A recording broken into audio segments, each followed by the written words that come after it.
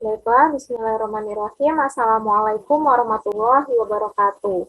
Alhamdulillahirrabbilalamin. Allahumma sholli ala Sayyidina Muhammad wa ala ali Sayyidina Muhammad. Yang terhormat, dosen pengampu mata kuliah Supervisi Pendidikan IPA, Profesor Dr. Undang Rosidin MPD, Dr. Neni Hasnunidah MSI, dan Dr. Fianti MPD.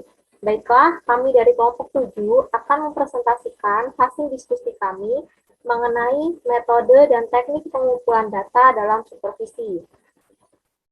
Baiklah, kelompok kami terdiri dari saya sendiri, Meliana C. Agustin, dan rekan saya, Feni Ender Hadi Ayunitias. Berikutnya, yaitu latar belakang.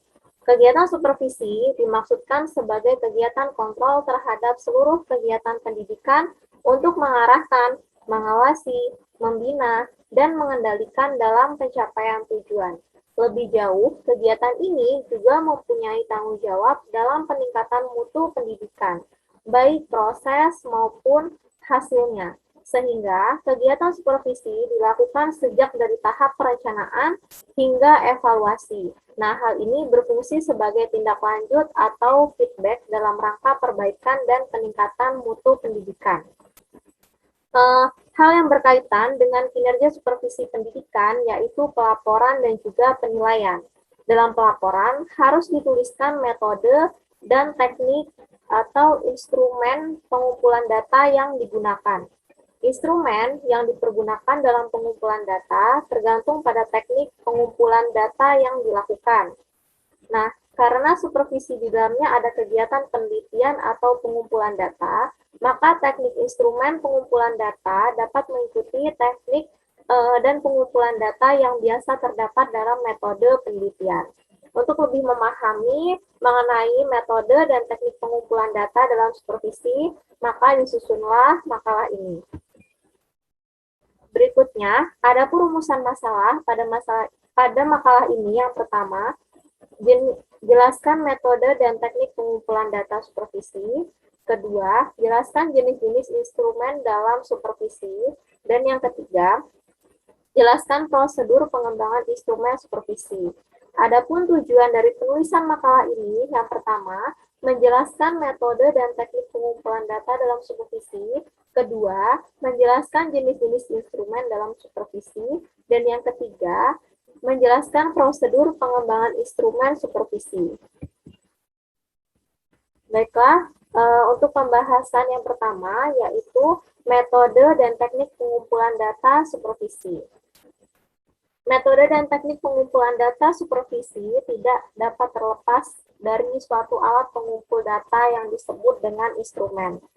Adapun teknik pengumpulan data supervisi berasal dari metode supervisi yang dilakukan, yaitu supervisi manajerial dan juga supervisi akademik. Metode pengumpulan data dari supervisi manajerial berasal dari kegiatan monitoring dan evaluasi, kemudian refleksi, dan focus group discussion atau FGD. Kemudian metode DLP dan juga workshop. Adapun metode pengumpulan data untuk supervisi akademik yaitu mengikuti agenda yang berhubungan langsung dengan pembinaan guru. Nah, menurut Margono, tahun 2005 dalam Rosidin 2020, teknik pengumpulan data dalam supervisi dijabarkan sebagai berikut. Ada 5 teknik. Yang pertama, teknik observasi, kemudian yang kedua, komunikasi, ketiga, teknik pengukuran, dan yang keempat, teknik sosiometri dan teknik dokumenter.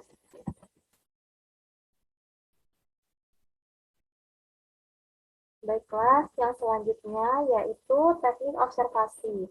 Nah, observasi diartikan sebagai pengamatan dan pencatatan secara sistematik terhadap gejala yang tampak pada objek penelitian. Instrumen yang dapat digunakan pada teknik observasi ini yang pertama yaitu catatan anekdot atau anekdota record, yaitu alat untuk mencatat gejala-gejala khusus atau luar biasa menurut urutan kejadian. Catatan dibuat segera setelah peristiwa itu terjadi. Kemudian catatan berkala atau incidental record, yaitu pencatatan berkala. tidak dilakukan secara terus-menerus, melainkan pada waktu tertentu dan terbatas pula pada jangka waktu yang ditetapkan untuk tiap-tiap kali pengamatan. Berikutnya ada daftar cek atau checklist, yaitu penataan data dengan mempergunakan suatu daftar yang memuat nama observer disertai jenis gejala yang akan diamati. Di sini, tugas observer memberikan tanda cek pada gejala yang muncul. Kemudian ada skala nilai atau rating scale, yaitu pencatatan data dengan alat ini dilakukan seperti pada checklist. Nah, perbedaannya terletak pada kategorisasi gejala yang dicatat. Kemudian ada peralatan mekanis atau mechanical device. Pencatatan data dengan alat ini tidak dilakukan pada saat observasi berlangsung, karena seluruh atau sebagian peristiwa direkam pada alat elektronik sesuai atau disesuaikan dengan kebutuhannya. Baiklah, yang berikutnya yaitu teknik komunikasi. Nah, yang dimaksud dengan teknik komunikasi menurut Margono tahun 2005 dalam Roshidin 2020 yaitu cara pengumpulan data melalui kontak atau hubungan pribadi antar pengumpul data dengan sumber data. Nah, dalam pelaksanaannya dapat dibedakan ke dalam dua cara, yaitu yang pertama, teknik komunikasi langsung, yaitu teknik pengumpulan data dengan mempergunakan interview sebagai alatnya. Yang kedua, yaitu teknik komunikasi secara tidak langsung, yaitu teknik pengumpulan data dengan mempergunakan angket ataupun kuesioner sebagai alatnya. Berikutnya yaitu ada teknik pengumpulan. Nah, di sini alat pengumpul data yang bermaksud mengumpulkan data yang bersifat kuantitatif adalah teknik pengumpulan. Instrumen atau alat pengumpul data yang tergolong ke dalam teknik pengukuran yaitu yang pertama ada instrumen tes, yaitu seperangkat rangsangan atau stimuli yang diberikan kepada seseorang dengan maksud untuk mendapat jawaban yang dapat dijadikan dasar sebagai penetapan skor angka. Kemudian ada daftar inventory, yaitu daftar ini dimaksudkan untuk mendapatkan ukuran kepribadian dari objek data. Ketiga yaitu teknik proyeksi, yaitu ukuran yang digunakan dengan cara meminta seseorang memberikan respon kepada suatu stimulus yang bermakna ganda atau tidak tersusun. Lalu ada skala, yaitu seperangkat nilai angka yang ditetapkan kepada subjek atau objek dengan tujuan mengukur sifat-sifat. Nah, macam-macam skala yang dapat digunakan, diantaranya ada skala Likert, kemudian equal appearing atau skala Thurston, kemudian skala Goodman, semantic differential scale, oke, dan yang keempat yaitu semantic differential scale. Kemudian teknik berikutnya yaitu teknik sosiometri. Teknik ini dipakai untuk mempelajari organisasi atau kelompok-kelompok kecil. Prosedur dasarnya dapat berupa permintaan kepada para anggota suatu kelompok untuk menunjuk teman pilihan mereka yang pertama, kedua, dan seterusnya menurut kriteria tertentu. Melalui teknik ini dapat diketahui anggota kelompok yang populer. Kemudian ada teknik dokumenter. Teknik dokumenter merupakan cara pengumpulan data melalui peninggalan tertulis seperti arsip-arsip dan termasuk juga buku-buku tentang pendapat, teori, dalil, atau hukum-hukum dan lain-lain yang berhubungan dengan permasalahan yang ingin diketahui. Baiklah, berikutnya ada teknik analisis data. Nah, di sini ada dua teknik, yaitu teknik analisis data kualitatif dan teknik analisis data kuantitatif. Yang pertama, teknik analisis data kualitatif. Nah, data kualitatif ini terdiri dari catatan lapangan dan komentar peneliti, kemudian gambar, foto, dokumen, biografi, artikel, dan lain sebagainya. Pekerjaan dalam hal ini adalah mengartikan, mengurutkan, mengelompokkan, memberi kode, dan mengkategorikan.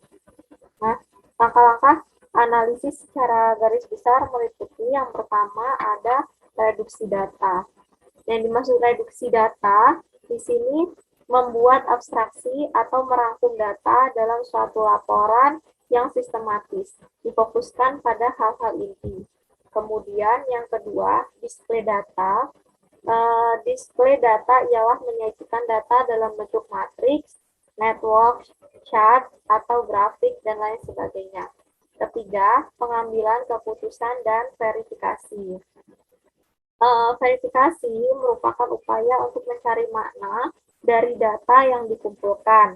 Nah, dalam supervisi, semua gambaran informasi dikumpulkan untuk dibuat suatu intisari dari hasil pengumpulan data yang dipilih menurut kelompok informasi masing-masing, sehingga membentuk suatu kesimpulan yang menyeluruh dan mewakili serta menjawab setiap pertanyaan. Untuk mempertahankan tingkat kepercayaan, ada beberapa hal yang harus diperhatikan, yaitu yang pertama, kredibilitas, kemudian transferabilitas, lalu dependabilitas, dan juga konfirmabilitas. Berikutnya yaitu ada analisis data kuantitatif. Prosedur pengolahan data yang dapat digunakan untuk menyusun laporan supervisi dapat mengikuti langkah-langkah sebagai berikut. Yang pertama, menyusun data. Hal-hal yang perlu dipertimbangkan dalam menyusun data, yang pertama yaitu hanya memasukkan data yang penting dan benar-benar dibutuhkan. Kedua, hanya memasukkan data yang bersifat objektif. Ketiga, hanya memasukkan data yang autentik. Dan yang terakhir, perlu dibedakan antara data informasi dengan kesan pribadi responden. Kemudian, pengolahan data. Kegiatan pengolahan data dapat mengikuti langkah-langkah berikut. Yang pertama ada mengklasifikasikan data, kemudian coding, dan yang ketiga tabulasi.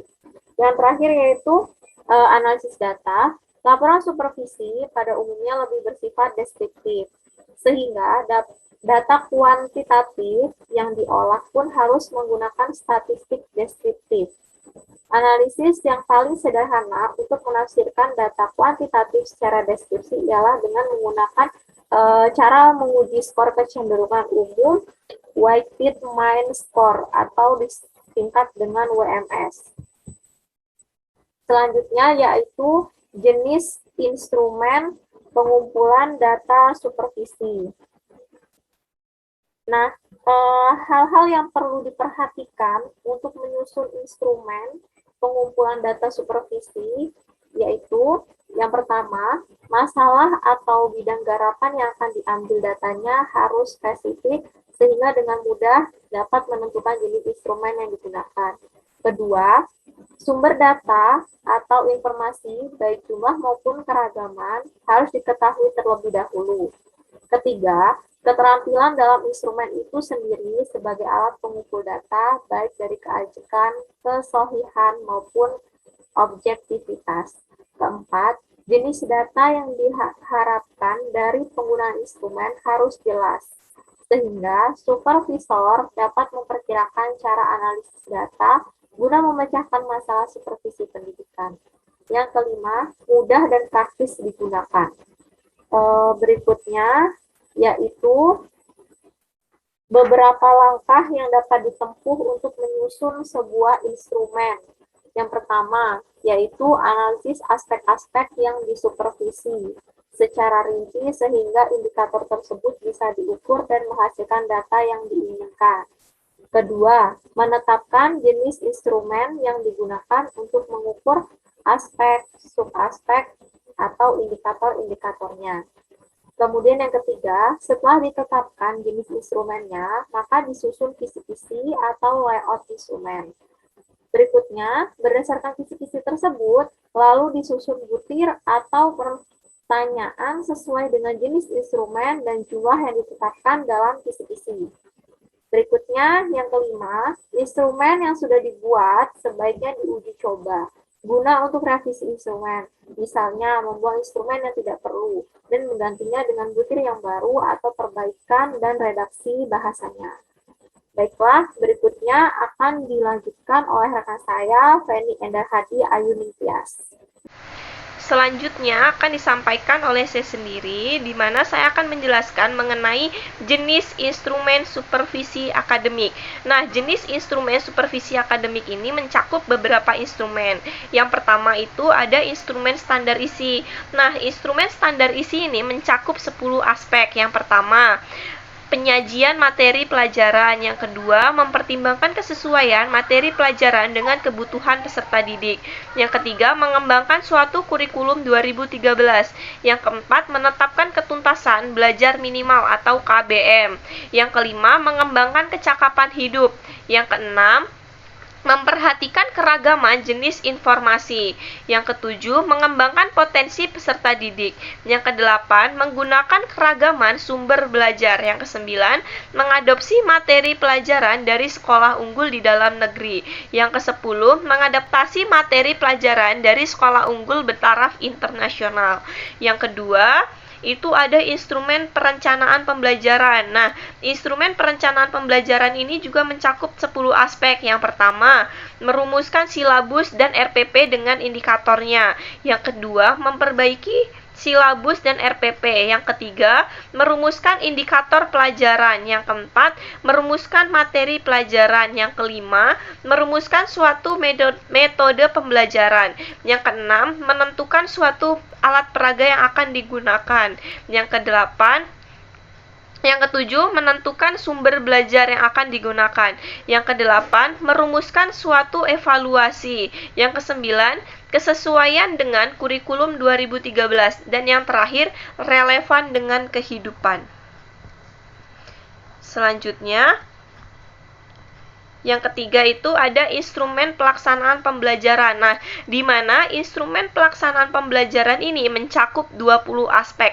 Yang pertama, kehadiran dalam melaksanakan tugas-tugas yang diberikan. Yang kedua, menggunakan RPP. Yang ketiga, menggunakan sumber belajar yang variatif agar proses pembelajaran itu tidak monoton. Yang keempat, melakukan kegiatan pendahuluan. Yang kelima, penyampaian konsep materi sesuai dengan RPP yang telah dibuat. Yang keenam, menggunakan konsep dengan bahasa yang jelas dan sistematis. Yang ketujuh, menggunakan suatu alat peraga sebagai alat bantu dalam menyampaikan materi. Yang kedelapan, menggunakan suatu teknologi informasi atau TIK. Yang ke 9. Menggunakan bahasa asing di dalam proses pembelajaran. Yang ke-10. Membangun pengalaman belajar bagi peserta didik. Yang ke-11. Peserta didik itu dituntut untuk dapat aktif. Yang ke-12. Peserta didik dituntut juga untuk dapat interaktif. Yang ke-13. Melakukan penilaian proses. Selanjutnya, membangun suasana kelas yang menyenangkan, lalu melaksanakan tes hasil akhir kegiatan pembelajaran. Yang ke-16, memenuhi target ketuntasan. Selanjutnya, mendesain suatu remedial dan pengayaan. Yang ke-18, memiliki data penilaian hasil belajar peserta didik. Selanjutnya, memiliki catatan kehadiran peserta didik. Dan yang terakhir, mendokumentasikan bukti keberhasilan belajar peserta didik. Selanjutnya, yang keempat, ada instrumen penilaian pembelajaran. Nah, instrumen penilaian pembelajaran ini mencakup 2 prinsip. Yang pertama itu ada prinsip-prinsip normatif. Nah, prinsip-prinsip normatif ini dibagi lagi menjadi 3 aspek. Yang pertama, penilaian dilakukan berdasarkan data terukur sehingga data yang diperoleh itu sahih. Yang kedua, penilaian dilakukan secara objektif berdasarkan prosedur yang jelas. Yang terakhir, penilaian dilakukan secara adil. Dan yang kedua, itu ada prinsip-prinsip teknis. Nah, prinsip-prinsip teknis di sini mencakup beberapa aspek juga. Yang pertama, Penilaian itu dilakukan secara terpadu. Yang kedua, penilaian itu dilakukan secara terbuka. Yang ketiga, penilaian itu dilakukan secara menyeluruh dan berkesinambungan. Yang keempat, penilaian itu dilakukan secara sistematis. Yang kelima, penilaian itu dilakukan mengacu pada kriteria. Yang keenam, penilaian itu dilakukan secara akuntabel. Dan yang ketujuh, penilaian itu dilakukan mengacu pada standar pengolahan. Nah, di sini standar pengolahan itu diantaranya ada beberapa. Yang pertama, menyusun program penilaian. Yang kedua, menggunakan standar penilaian pendidikan. Yang ketiga, menyusun catatan secara menyeluruh. Yang keempat, menyosialisasikan hasil. Dan yang kelima, menelaah perkembangan hasil belajar peserta didik. Yang keenam, menetapkan prosedur penilaian. Yang ketujuh, mengembalikan hasil peserta didik yang telah dinilai. Yang kedelapan, menetapkan petunjuk pelaksanaan operasional. Selanjutnya, penggunaan indikator di dalam pelaksanaan penilaian. Yang ke-10, menyusun suatu ketentuan pelaksanaan penilaian. Selanjutnya, menggunakan instrumen penilaian yang beragam. Contohnya seperti menggunakan instrumen penilaian pilihan ganda, uraian, pemberian tugas, dan karya-karya yang inovatif. Lalu selanjutnya yang terakhir itu mendokumentasikan suatu penilaian. Selanjutnya, yang kelima itu ada instrumen standar kompetensi kelulusan. Nah, instrumen standar kompetensi kelulusan ini ada 10 aspek. Yang pertama, mengarahkan peserta didik dalam meningkatkan pengetahuan dan menjalankan perintah agama. Yang kedua, mengembangkan kemampuan diri peserta didik secara optimal. Yang ketiga, mengembangkan produk belajar peserta didik dalam kecakapan hidup yang realistik. Nah, yang keempat, mengembangkan kerjasama sosial. Yang kelima, meningkatkan prestasi peserta didik di dalam ujian nasional. Yang keenam, menunjang target prestasi dalam kompetensi bidang akademik maupun non-akademik. Yang ketujuh, mengembangkan inovasi karya peserta didik di dalam bentuk produk belajar seperti teks, audio, video, atau benda peraga lainnya. Yang kedelapan, meningkatkan prestasi peserta didik dalam bidang TIK atau teknologi informasi dan komunikasi. Yang kesembilan, mengembangkan peserta didik untuk melakukan kolaborasi berbasis TIK. Yang ke-10 atau yang terakhir, mengembangkan kompetensi peserta didik bertaraf internasional. Nah, tadi kan udah dijelaskan jenis instrumen supervisi akademik. Selanjutnya di sini ada jenis instrumen supervisi manajerial, di mana yang pertama itu mencakup administrasi kurikulum beserta pembelajarannya. Yang kedua, administrasi pembelajaran dan kelas. Yang ketiga, administrasi dan manajemen sekolah meliputi program kerja, peraturan, keputusan, pembinaan, dan administrasi lainnya. Yang keempat, organisasi dan kelembagaan. Yang kelima itu sarana dan prasarana. Selanjutnya ketenaga kerjaan, lalu pembiayaan. Yang kedelapan, peserta didik. Yang kesembilan, peran dan masyarakat. Dan yang terakhir, lingkungan budaya sekolah.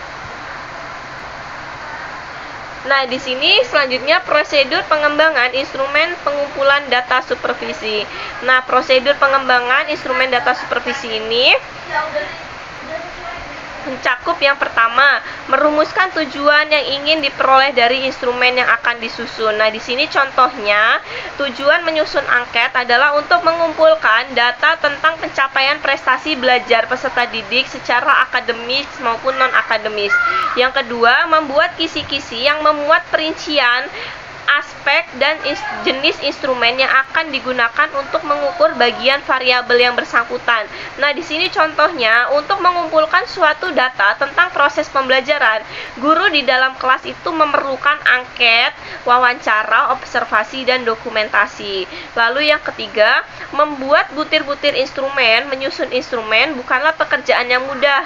Nah, bagi supervisor sekolah pemula, tugas menyusun instrumen merupakan pekerjaan yang menantang. Nah, di mana diperlukan pemahaman yang mendalam tentang penyusunan instrumen yang baik dan benar sesuai dengan kebutuhan penyusunan, dan penggunaannya harus menjadi perhatian. Lalu yang keempat, Menyunting instrumen. Apabila butir-butir instrumen sudah tersusun dengan lengkap, maka supervisor atau pengawas melakukan pekerjaan terakhir dalam penyusunan instrumen, yaitu mengadakan penyuntingan atau editing. Nah, dalam hal editing ini dilakukan tahap-tahap. Yang pertama itu mengurutkan butir menurut sistematika yang dikehendaki supervisor atau pengawas untuk mempermudah dalam pengolahan data. Yang kedua, menuliskan petunjuk pengisian identitas dan sebagainya. Nah, selanjutnya setidaknya ada dua cara dalam mengembangkan instrumen atau alat ukur. Yang pertama itu dengan cara mengembangkannya sendiri. Yang kedua dengan cara menyadur atau adaptasi.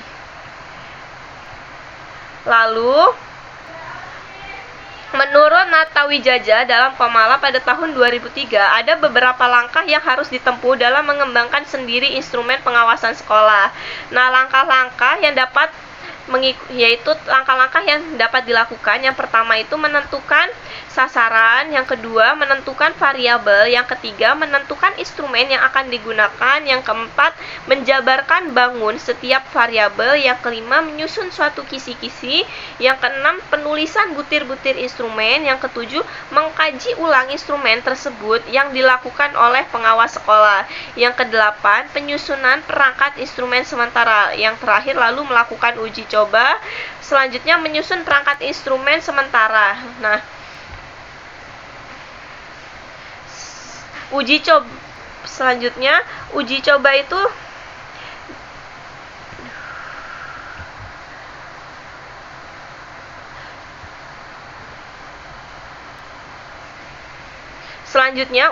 itu dilakukan untuk mengetahui yang pertama apakah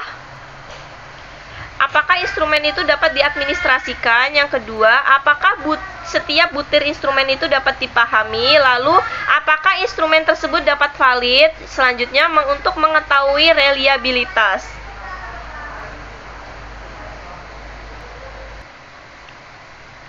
Nah, selanjutnya, bagi pengawas sekolah yang ingin mengembangkan suatu instrumen dapat melakukan prosedur adaptasi atau menyadur. Nah, dalam langkah menyadur atau adaptasi dapat dilakukan dengan langkah-langkah. Yang pertama, penelaahan instrumen asli dengan mempelajari panduan secara umum atau manual instrumen dan butir-butir instrumen. Yang kedua, penerjemahan setiap butir instrumen ke dalam bahasa Indonesia. Nah, penerjemahan ini dilakukan oleh dua orang secara terpisah. Yang ketiga, memadukan keduanya dari hasil terjemahan oleh kedua orang tersebut. Yang keempat, penerjemahan kembali ke dalam bahasa aslinya. Nah, hal ini dilakukan untuk mengetahui kebenaran penerjemahan. Yang kelima, perbaikan butir instrumen apabila diperlukan. Yang keenam, uji pemahaman subjek terhadap butir instrumen. Yang ketujuh, melakukan validitas instrumen. Nah, selanjutnya pada bab 3 di sini kesimpulannya. Yang pertama, teknik pengumpulan data supervisi, teknik yaitu adalah teknik observasi, teknik komunikasi, teknik pengukuran, teknik sosiometri, dan teknik dokumenter. Yang kedua, jenis instrumen pengumpulan data supervisi yaitu jenis instrumen supervisi akademis dan jenis supervisi manajerial. Nah, yang ketiga, prosedur pengembangan instrumen pengumpulan data supervisi diantaranya yaitu dengan merumuskan suatu tujuan yang ingin diperoleh dari instrumen yang akan disusun. Selanjutnya, membuat kisi-kisi yang memuat perincian aspek-aspek dan jenis instrumen yang akan digunakan untuk mengukur bagian variabel yang bersangkutan untuk membuat butir-butir instrumen dan menyunting instrumen. Sekian presentasi yang dapat kami sampaikan. Kurang lebihnya kami mohon maaf, pada Allah kami mohon ampun. Saya akhiri. Wassalamualaikum warahmatullahi wabarakatuh.